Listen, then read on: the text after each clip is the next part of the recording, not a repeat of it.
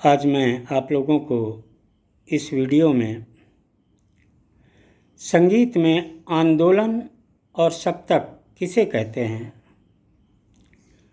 संक्षेप में समझाने की कोशिश करूंगा। आंदोलन।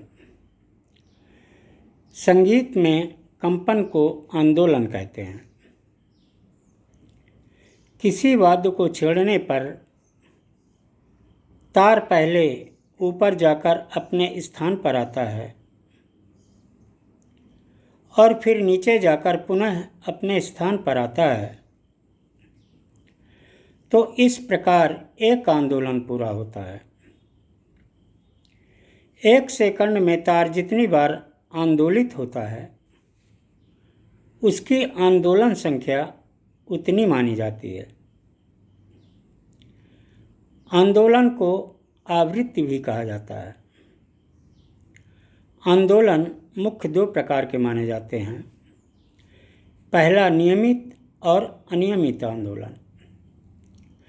जब किसी ध्वनि को आंदोलन संख्या एक रफ्तार पर हो, जब किसी ध्वनि की आंदोलन संख्या एक रफ्तार पर हो तो उसे नियमित आंदोलन कहते हैं, और जब किसी ध्वनि की आंदोलन संख्या एक रफ्तार पर न हो तो उसे अनियमित आंदोलन कहते हैं। उसी तरह से दूसरा है स्थिर और अस्थिर आंदोलन।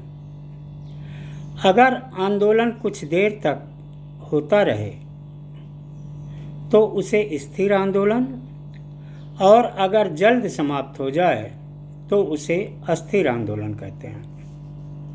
दूसरा है सप्तक। संगीत में सप्तक हम उसे कहते हैं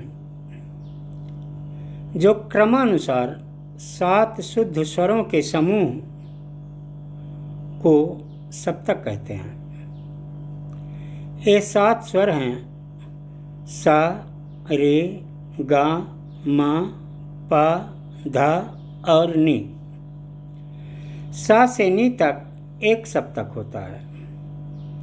नी के बाद दूसरा सप्तक शुरू हो जाता है जो कि सा से शुरू होगा, मगर इस सप्तक के सा की आंदोलन संख्या पिछले सप्तक के सा से 2 गुनी होगी। सा से नी तक के स्वर समूह को हम सप्तक कहते हैं। सप्तक 3 प्रकार के होते हैं। पहला है मंद्र सप्तक, दूसरा है मध्य सप्तक और तीसरा है तार सप्तक। मंद्र सप्तक हम उसे कहते हैं मध्य सप्तक के पहले के सप्तक को मंद्र सप्तक कहते हैं। मंद्र सप्तक मध्य सप्तक का लगभग आधा होता है। मध्य सप्तक के नीचे जितने स्वर हैं वो सभी मंद्र सप्तक में आते हैं। मंद्र स्वरों के नीचे बिंदी का प्रयोग किया जाता है। बोलचाल की भाषा में इसे हम खड़ा स्वर भी कहते हैं। दूसरा है मध्य सप्तक।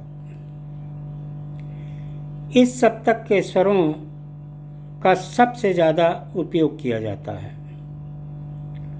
जो स्वर ना अधिक ऊंचे हों और ना अधिक नीचे, अर्थात जब बीच के स्वरों से गाया बजाया जाए तो उसे हम मध्य सप्तक कहते हैं। मंद्र और तार सप्तक के मध्य होने के कारण भी इसे हम मध्य सप्तक कहते हैं। तीसरा है तार सप्तक। मध्य सप्तक के बाद वाले सप्तक को तार सप्तक कहते हैं।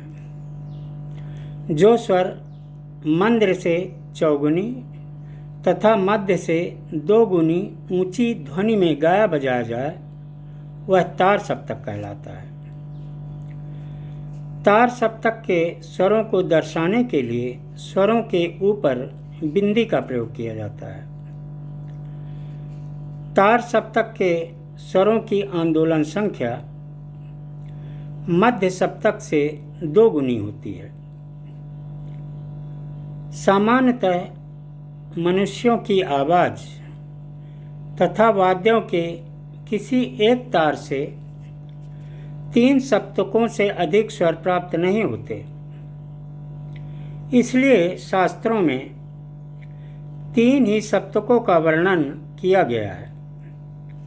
यह तीनों सप्तक केवल स्वरों को मापने का पैमाना है, जिनसे स्वरों की स्थिति का पता चलता है। धन्यवाद।